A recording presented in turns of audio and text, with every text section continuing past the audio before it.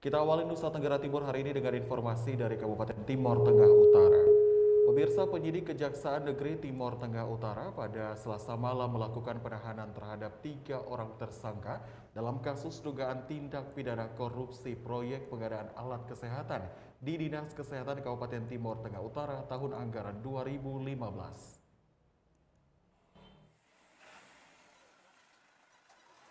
Ketiga tersangka baru yang ditahan Selasa malam adalah bagian dari 7 pelaku yang telah ditetapkan penyidik Kejari TTU sebagai tersangka dalam kasus dugaan korupsi alat kesehatan atau ALKES tahun 2015.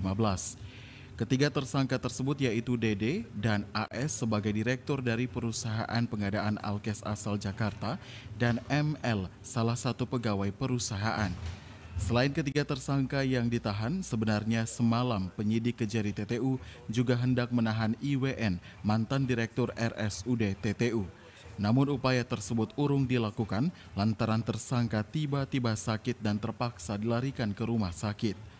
Batalnya penahanan yang sama juga terjadi untuk 3 orang tersangka lainnya karena tengah menjalani masa hukum yang sama di luar wilayah TTU, yaitu FC dan II di Padang dan YMP di Kupang.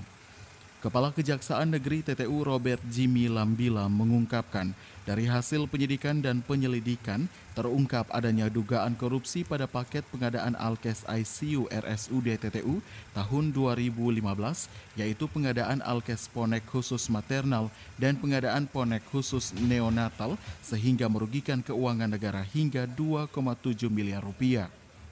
Dalam perkara ini, hasil penyidikan menemukan bukti-bukti kuat pada saat mulai dari proses perencanaan sampai dengan proses pelelangan sudah ada pengaturan, ada kolusi, ada kerjasama yang tidak sehat antara pihak-pihak pemilik pekerjaan dalam hal ini Dinas Kesehatan dengan para rekanan yang mengatur harga, mengatur pemenang. Penyidik berpendapat dengan bukti-bukti yang ada telah ada kerugian keuangan negara sebesar 2,7 miliar. Untuk diketahui terkait pengungkapan kasus korupsi proyek pengadaan ALKES 7 tahun lalu ini, pihak Kejari TTU sebelumnya juga telah mempidanakan 3 pelaku lainnya dan telah divonis hukuman penjara di Tipikor Kupang. Kejari TTU sendiri saat ini masih mencari keberadaan 3 pelaku lain yang diduga kuat terlibat dalam kasus korupsi ALKES ini, yakni 2 pelaku di Palu dan seorang lagi di Jakarta. Pemanggilan sudah dilakukan namun tidak diindahkan sehingga akan ada upaya penjemputan paksa. Dari Kabupaten Timor Tengah Utara, Joseph Praso, TVRI NTT.